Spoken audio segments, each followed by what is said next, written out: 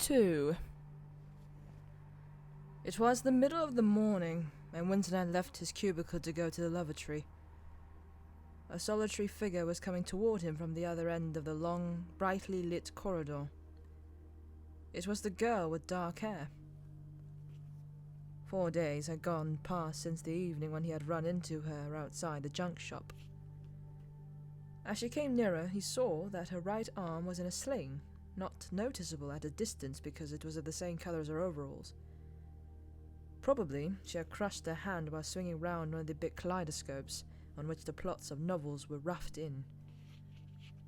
It was a common accident in the fiction department. They were perhaps 4 meters apart when the girl stumbled and fell almost flat on her face. A sharp cry of pain was wrung out of her. She must have fallen right on her in her arm. Winston stopped short. The girl had risen to her knees. Her face had turned a milky yellow color against which her mouth stood out redder than ever.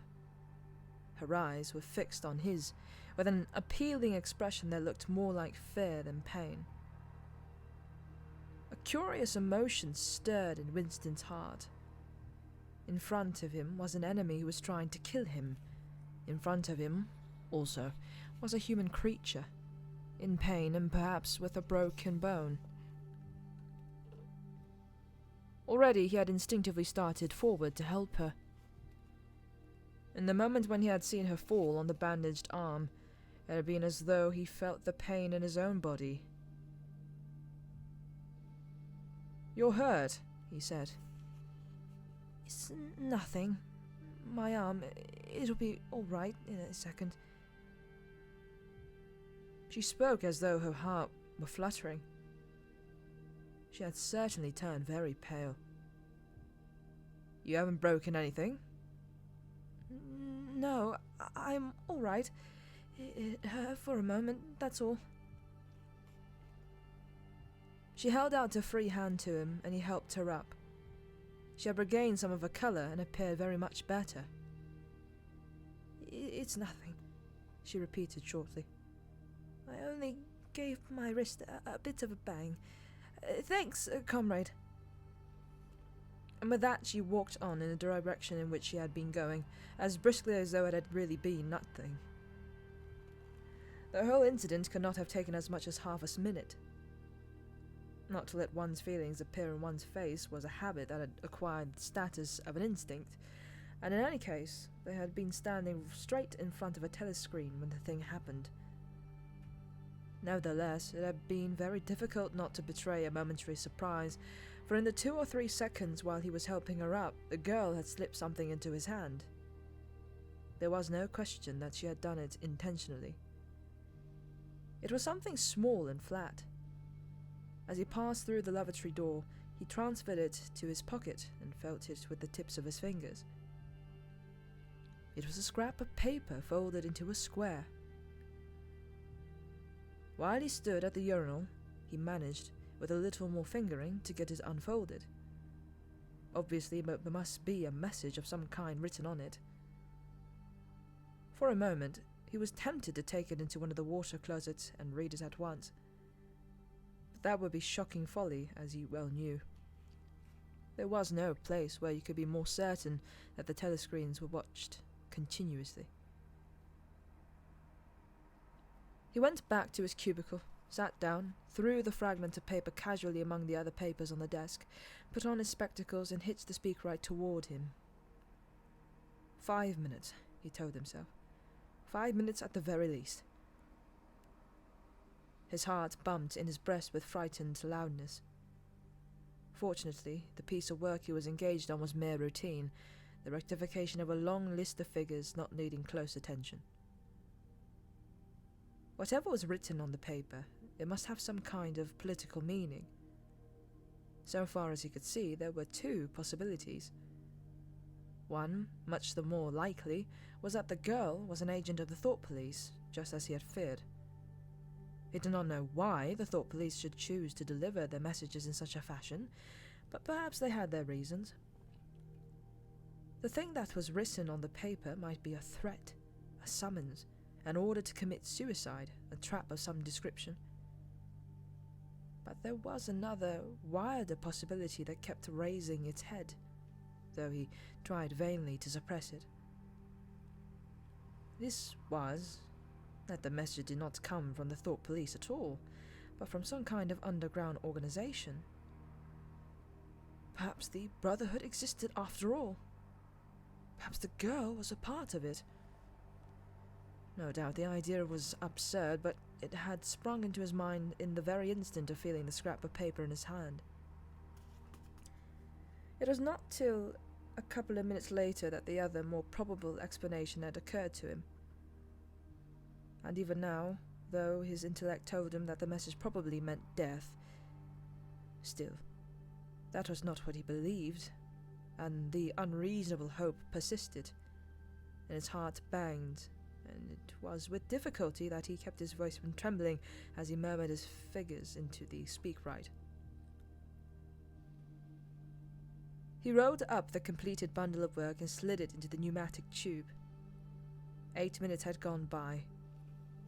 He readjusted his spectacles on his nose, sighed, and drew the next batch of work toward him, with the scrap of paper on top of it. He flattened it out. On it was written in a large, uniformed handwriting, "I love you."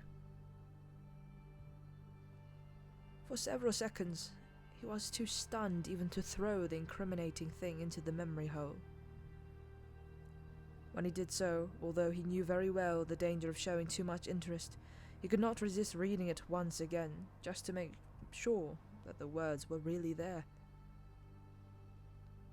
For the rest of the morning, it was very difficult to work. What was even worse than having to focus his mind on a series of niggling jobs was that the need to conceal his agitation from the telescreen. He felt as though a fire was burning in his belly. Lunch in the hot, crowded, noise-filled canteen was torment. He had hoped to be alone for a little while during the lunch hour, but as bad luck would have it, the imbecile Parsons flopped down beside him, the tang of his sweat almost defeating the tinny smell of stew, and kept up a stream of talk about the preparations for Hate Week.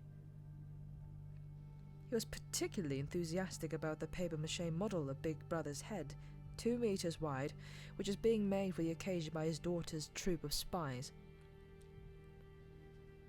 The irritating thing was that in the racket of voices, Winston could hardly hear what Parsons was saying, and was constantly having to ask for some fatuous remark to be repeated. Just once he caught a glimpse of the girl, at a table with 2 other girls at the far end of the room. She appeared not to have seen him, and he did not look in that direction again. The afternoon was more bearable. Immediately after lunch, there arrived a delicate, difficult piece of work which would take several hours and necessitated putting everything else aside. It consisted in falsifying a series of production reports of 2 years ago in such a way as to cast discredit on a prominent member of the inner party who was now under a cloud. This was the kind of thing that Winston was good at, and for more than 2 hours he succeeded in shutting the girl out of his mind altogether. Then the memory of her face came back, and with it a raging, intolerable desire to be alone. Until he could be alone, it was impossible to think this new development out. Tonight was one of his nights at the community centre. He wolfed another tasteless meal in the canteen, hurried off to the centre, took part in the solemn foolery of a discussion group, played 2 games of table tennis, swallowed several glasses of gin, and sat for half an hour through a lecture entitled Ingsuck in Relation to Chess. His soul writhed with boredom, but for once he had had no impulse to shirk his evening at the centre. At the sight of the words, "I love you," the desire to stay alive had welled up in him, and the taking of minor risks suddenly seemed stupid. It was not till 23 hours, when he was home and in bed, in the darkness where you were safe even from the telescreen so long as you kept silent, that he was able to think continuously. It was a physical problem that had to be solved. How to get in touch with the girl and arrange a meeting. He did not consider any longer the possibility that she might be laying some kind of trap for him. He knew that it was not so, because of her unmistakable agitation when she handed him the note. Obviously, she had been frightened out of her wits, as well as she might be. Nor would the idea of refusing her advances even cross his mind.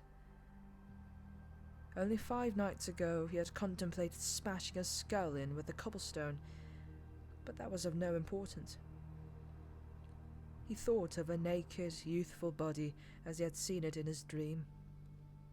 He had imagined her a fool like the rest of them, her head stuffed with lies and hatred, her belly full of ice. A kind of fever seized him at the thought that he might lose her. The white, youthful body might slip away from him. What he feared more than anything else was that she would simply change her mind if he did not get in touch with her quickly. But the physical difficulty in meeting was enormous. It was like trying to make a move at chess when you're already mated. Whichever way you turned, the telescreen faced you.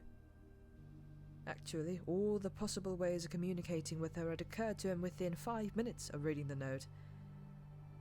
But now, with time to think, he went over them one by one, as though laying out a row of instruments on a table.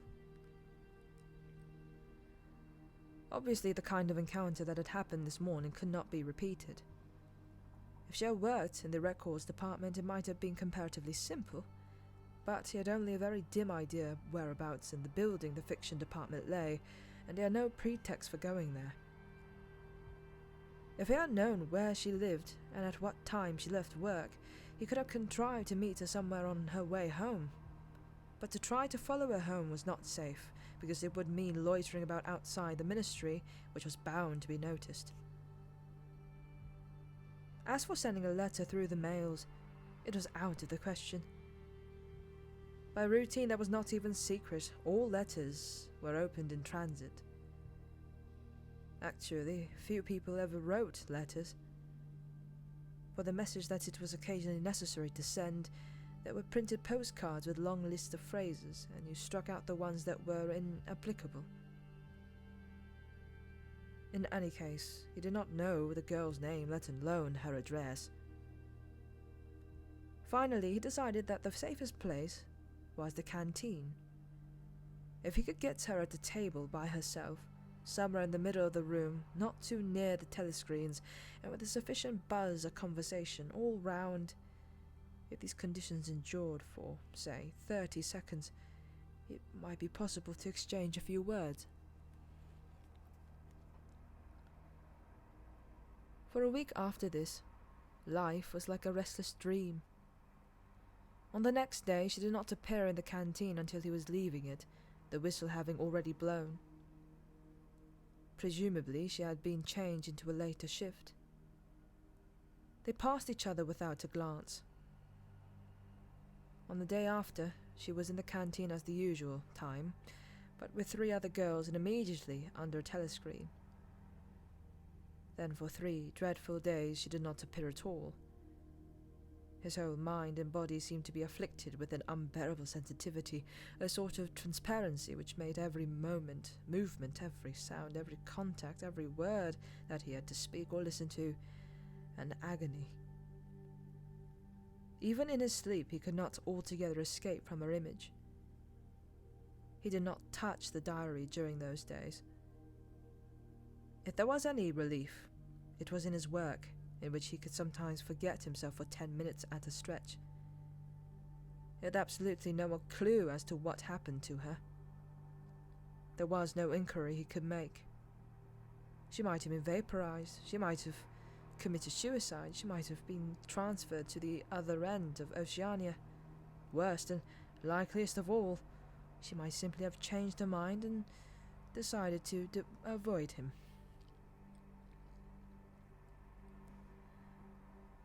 The next day she reappeared. Her arm was out of the sling and she had a band of sticking plaster around her wrist. The relief of seeing her was so great that he could not resist staring directly at her for several seconds. On the following day, he very nearly succeeded in speaking to her. When he came into the canteen, she was sitting at a table well out from the wall and was quite alone. It was early and the place was not very full. The queue edged forward till Winston was almost at the counter. That was held up for 2 minutes because someone at the front was complaining that he had not received his tablet of saccharine. But the girl was still alone when Winston secured his tray and began to make for her table. He walked casually toward her, his eyes searching for a place at some table beyond her. She was perhaps 3 meters away from him. Another 2 seconds would do it. Then a voice behind him called, "Smith!" He pretended not to hear. "Smith!" repeated the voice more loudly. It was no use. He turned round. A blonde-headed, silly-faced young man named Wilshire, whom he barely knew, was inviting him with a smile to a vacant place at his table. It was not safe to refuse. After having been recognized, he could not go and sit at the table with an unattended girl. It was too noticeable. He sat down with a friendly smile. The silly blonde face beamed into his. Winston had a hallucination of himself smashing a pickaxe right into the middle of it. The girl's table filled up a few minutes later. But she must have seen him coming toward her, and perhaps she would take the hint. Next day he took care to arrive early. Sure enough, she was at a table in about the same place, and again sat alone. The person immediately ahead of him in the queue was a small, swiftly moving, beetle-like man with a flat face and tiny, suspicious eyes. As Winston turned away from the counter with his tray, he saw that the little man was making straight for the girl's table. His hopes sank again. There was a vacant place at a table further away, but something in the little man's appearance suggested that he would be sufficiently attentive to his own effort to choose the emptiest table. With ice in his heart, Winston followed. It was no use unless he could get the girl alone. At the moment there was a tremendous crash. The little man was sprawling on all fours. His tray had gone flying. 2 streams of soup and coffee were flowing across the floor. He started to his feet with a malignant glance at Winston, whom he evidently suspected of having tripped him up. But it was all right. 5 seconds later, with a thundering heart, Winston was sitting at the girl's table. He did not look at her. He unpacked his tray and promptly began eating. It was an all-important to speak at once, before anyone else came, but now a terrible fear had taken possession of him. A week had gone by since she had first approached. She would have changed her mind. She must have changed her mind. It was impossible that his affair should end successfully. Such things did not happen in real life. He might have flinched altogether from speaking if, at this moment, he had not seen Ampleforth, the hairy-eared poet, wandering limply round the room with a tray, looking for a place to sit down. In his vague way, Ampleforth was attached to Winston, and would certainly sit down at his table if he caught sight of him. There was perhaps a minute in which to act. Both Winston and the girl were eating steadily. The stuff they were eating was a thin stew, actually a soup, of haricot beans. In a low murmur, Winston began speaking. Neither of them looked up. Steadily they spooned the watery stuff into their mouths, and between spoonfuls exchanged a very few necessary words in low, expressionless voices. "What time do you leave work?" 18:30. "Where can we meet?" "Victory Square." near the monument. It's full of telescreens. It doesn't matter if there's a crowd. Any signal? No, don't come up to me until you see me among a lot of people. And don't look at me. Just keep somewhere near me. What time? 19 hours. All right. Ampleforth failed to see Winston and sat down at another's table. The girl finished her lunch quickly and made off, while Winston stayed to smoke a cigarette. They did not speak again, and, so far as it was possible for two people sitting on opposite sides of the same table, they did not look at one another. Winston was in Victory Square before the appointed time. He wandered round the base of the enormous fluted column, at the top of which Big Brother's statue gazed southward toward the skies which he had vanquished the Eurasian airplanes. The East Asian airplanes it had been a few years ago, in the Battle of Airstrip 1. In the street in front of it there was a statue of a man on a horseback which was supposed to represent Oliver Cromwell. At 5 minutes, past the hour, the girl had still not appeared. Again the terrible fear seized upon Winston. She was not coming. She had changed her mind.